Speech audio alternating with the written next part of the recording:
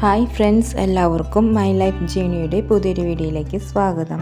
ഇന്ന് ഞാൻ വന്നിരിക്കുന്നത് ഗോതമ്പ് പൊടിയും നേന്ത്രപ്പഴവും വെച്ചിട്ട് നമുക്ക് എളുപ്പത്തിൽ ഉണ്ടാക്കാൻ പറ്റിയ ഒരു പലഹാരത്തിൻ്റെ റെസിപ്പി ആയിട്ടാണ്. അപ്പോൾ എല്ലാവരും വീടുകളിലും ഈ നേന്ത്രപ്പഴം നന്നായി പഴുത്ത് പാകമായ നേന്ത്രപ്പഴമൊക്കെ ഉണ്ടാവും, അതുപോലെ ആട്ടാമാവും ഉണ്ടാവും. അപ്പോൾ അത് രണ്ടും വെച്ചിട്ട് നമുക്ക് എന്താണ് ഒരു പലഹാരം ഉണ്ടാക്കാൻ പറ്റാമെന്നുള്ളത് നോക്കാം. വളരെ ഈസിയാണ്, വളരെ നിമിഷ നേരം കൊണ്ട് തന്നെ നമുക്കിത് ഉണ്ടാക്കിയെടുക്കാവുന്നതാണ്. അപ്പോൾ അതിന് വേണ്ടിയിട്ട് ഞാനിതുപോലെ നല്ല പഴുത്ത് പാകമായ രണ്ട് നേന്ത്രപ്പഴങ്ങൾ എടുത്ത് വെച്ചിട്ടുണ്ട്. അതിലൊരെണ്ണം ഞാൻ ഇതുപോലെ തൊലിയെല്ലാം കളഞ്ഞിട്ട് നമ്മുടെ മിക്സി ജാറിലോട്ട് ചെറുതായിട്ട് അരിഞ്ഞ് ഇതുപോലെ മുറിച്ചിട്ട് കൊടുക്കുന്നുണ്ട്. ഇതുപോലെ നമുക്ക് കുറച്ച് കുറച്ചായിട്ട് അരിഞ്ഞിട്ട് കൊടുക്കാവുന്നതാണ്.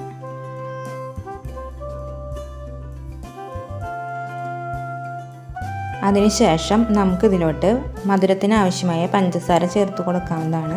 അപ്പോൾ നമുക്ക് എത്രയാണോ മധുരം താല്പര്യമുള്ളത് അതിനനുസരിച്ച് നമുക്ക് പഞ്ചസാര ചേർത്ത് കൊടുക്കാവുന്നതാണ്. ഇനി നമുക്ക് പഞ്ചസാരയ്ക്ക് പകരം വേണമെങ്കിൽ ശർക്കര വേണമെങ്കിലും ഇതിലോട്ട് ചേർത്ത് കൊടുക്കാവുന്നതാണ്. ശർക്കര ഉരുക്കിയിട്ട് നമുക്കിതിലോട്ട് ചേർത്ത് കൊടുക്കണമെങ്കിൽ ചേർത്ത് കൊടുക്കാം. പിന്നെ ഞാൻ ഇതിലോട്ട് ഏലക്കായ ചേർത്ത് കൊടുത്തിട്ടുണ്ട്. 4-5 ഏലക്കായാണ് ഇപ്പോൾ ഞാൻ ചേർത്ത് കൊടുത്തിട്ടുള്ളത്. പിന്നെ കുറച്ച് മാത്രം വെള്ളം ഒഴിച്ചിട്ട് ഞാൻ ഇതുപോലെ നന്നായിട്ട് തന്നെ അരച്ചെടുത്ത് വന്നിട്ടുണ്ട്. ഇനി നമുക്കിതൊന്നും ഭാഗത്തോട്ട് മാറ്റി വയ്ക്കാം. ഇനി ഞാൻ ഒരു നേന്ത്രപ്പഴം കൂടി ഞാൻ ഇതിലോട്ട് ചേർത്ത് കൊടുക്കുന്നുണ്ട്. അതിന് വേണ്ടിയിട്ട് നമുക്ക് നന്നായി പാകമായ നേന്ത്രപ്പഴം തന്നെ എടുക്കാവുന്നതാണ്. അതിന് ശേഷം അതിൻ്റെ തൊലിയെല്ലാം മാറ്റി കളഞ്ഞിട്ട് നമുക്ക് ഇതുപോലെ ചെറിയ ചെറിയ കഷ്ണങ്ങളാക്കി മാറ്റിയെടുത്ത് വെക്കണം. ഇനി നമുക്കിത് കുഞ്ഞുകുനാന്നൊന്ന് എടുത്ത് വരേണ്ടതുണ്ട്. ചെറുതായിട്ടൊന്ന് നമ്മൾ ചെറിയ ചെറിയ കഷ്ണങ്ങളാക്കിയിട്ട് നമ്മൾ ഈ പലഹാരത്തിലോട്ട് ചേർത്ത് കൊടുക്കുന്നുണ്ട്. അതിന് വേണ്ടിയിട്ട് ഞാനിവിടെ ഒരു ചോപ്പറിലോട്ടാണ് ഇട്ട് കൊടുക്കുന്നത്. അപ്പോൾ ചോപ്പറിലോട്ട് ഇട്ട് കൊടുക്കുമ്പോൾ നമുക്ക് നന്നായിട്ട് തന്നെ ചോപ്പ് ചെയ്ത് കിട്ടുന്നതായിരിക്കും. അപ്പോൾ ഇതുപോലെ ചെറിയ ചെറിയ പീസുകളായിട്ട് നമുക്കിതുപോലെ തന്നെ ചെറുതായിട്ട് അരിഞ്ഞിട്ട് എടുത്തിട്ടുണ്ട്. ഇനി നമുക്കൊരു പാത്രം എടുത്ത് വെക്കാവുന്നതാണ്. പിന്നെ ഞാനിതിലോട്ട് നാളികേരം ചേർത്ത് കൊടുക്കുന്നുണ്ട്. അതിന് നമുക്ക് എത്രയാണോ താല്പര്യം അതിനനുസരിച്ച് ചേർത്ത് കൊടുക്കാവുന്നതാണ്. പിന്നെ ഞാനിതുപോലൊരു സ്റ്റീൽ പാത്രം എടുത്ത് വെച്ചിട്ടുണ്ട്.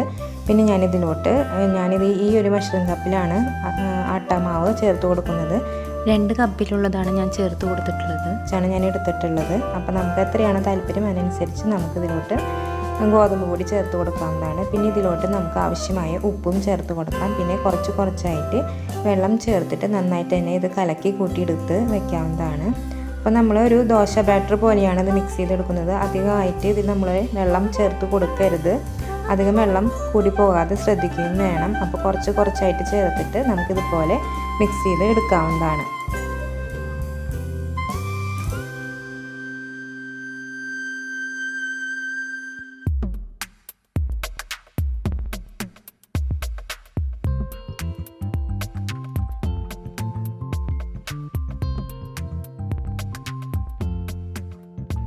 അപ്പോൾ ഗോതമ്പ് പൊടി ഞാൻ ഏകദേശമൊക്കെ ഇതുപോലെ കലക്കി കൂട്ടി എടുത്തിട്ടുണ്ട്. ഇനി ഞാൻ ഇതിലോട്ട് ഒരു പിടി കൈപ്പിടിയിൽ നിറയുന്ന അത്രയുള്ള നാളികേരം ചെറുകിയതാണ് ഞാൻ ചേർത്ത് കൊടുത്തിട്ടുള്ളത്.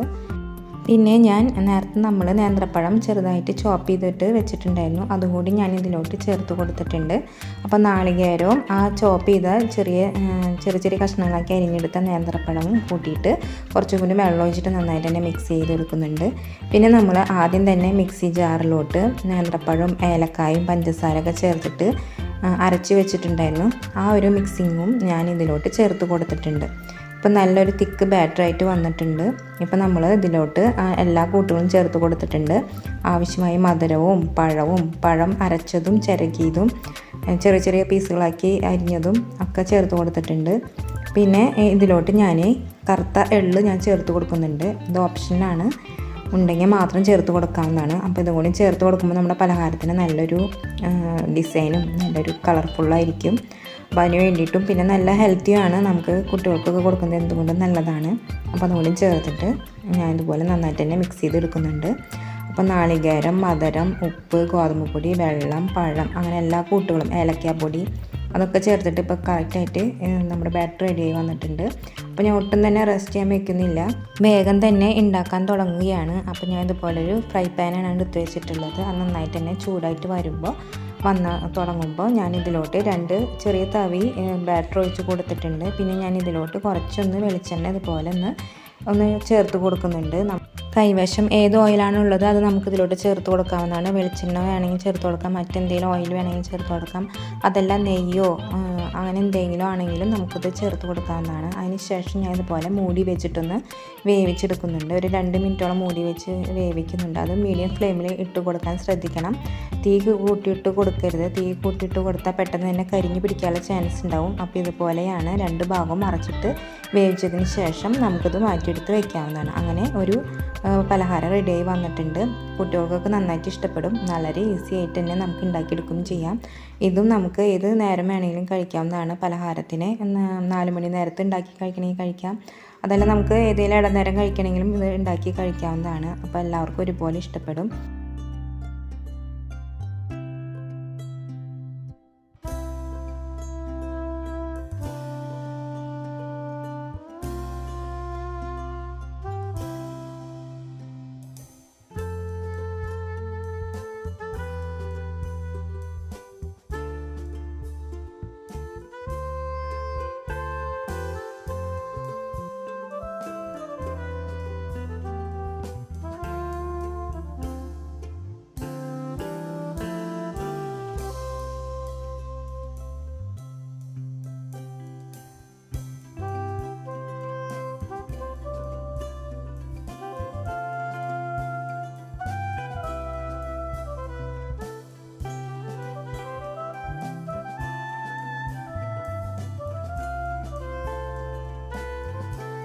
നല്ല ഈസിയാണ്, നല്ല ടേസ്റ്റിയാണ്, നല്ല ഹെൽത്തിയാണ്. അപ്പോൾ നിങ്ങൾ എന്തായാലും ഒന്ന് ട്രൈ ചെയ്ത് നോക്കിയോളൂ.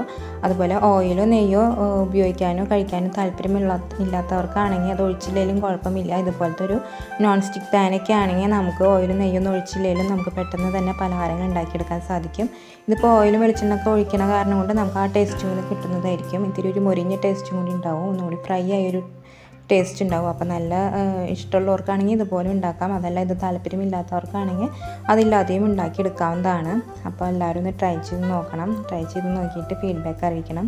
വീഡിയോ നിങ്ങൾക്ക് ഉപകാരപ്പെട്ടെങ്കിൽ, നിങ്ങൾക്ക് ഇഷ്ടപ്പെട്ടെങ്കിൽ ലൈക്ക് ചെയ്യാനും നിങ്ങളുടെ ഫാമിലിക്കും ഫ്രണ്ട്സിനും എല്ലാം ഷെയർ ചെയ്ത് കൊടുക്കാനും മറക്കരുത്. നിങ്ങളുടെ അഭിപ്രായങ്ങൾ കമൻറ്റ് ബോക്സിൽ എഴുതി അറിയിക്കാനും മറക്കരുത്. അതുപോലെ ചാനലിൽ ആദ്യമായിട്ട് ആരെങ്കിലും വന്നിട്ടുണ്ടെങ്കിൽ സബ്സ്ക്രൈബ് ചെയ്യാൻ മറക്കരുത്. സബ്സ്ക്രൈബ് ചെയ്യുമ്പോൾ അതിന് തൊട്ടടുത്ത് കാണുന്ന ബെല്ലൈക്കനെ ഓൾ പ്രസ് ചെയ്താൽ ഞാൻ ഇടുന്ന എല്ലാ വീഡിയോസും നിങ്ങളുടെ ഫോണിൽ അപ്പോൾ തന്നെ നോട്ടിഫിക്കേഷനായിട്ട് ലഭിക്കുന്നതായിരിക്കും.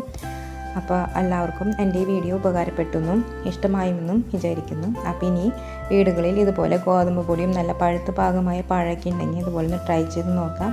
ഇതുപോലെ കുറേ പേര് ഉണ്ടാക്കി നോക്കി കഴിച്ചിട്ടൊക്കെ ഉണ്ടാവും, എല്ലാവർക്കും അറിയുന്നതായിരിക്കും.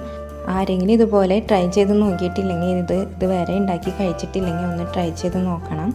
എന്നിട്ട് എങ്ങനെയുണ്ടെന്നൊന്ന് അറിയിക്കണം. അപ്പോൾ ഇതുപോലെ 2 ഭാഗവും നമുക്ക് മൂടി വെച്ച് വേവിച്ച് ഇതുപോലെ ഫ്രൈ ആക്കി എടുത്തിട്ടുണ്ടെങ്കിൽ നല്ല ടേസ്റ്റാണ്, നല്ല സൂപ്പറാണ്. നമുക്ക് 4 മണി ചായക്കൊക്കെ ഒപ്പം കഴിക്കുമ്പോൾ നല്ല രസമായിരിക്കും.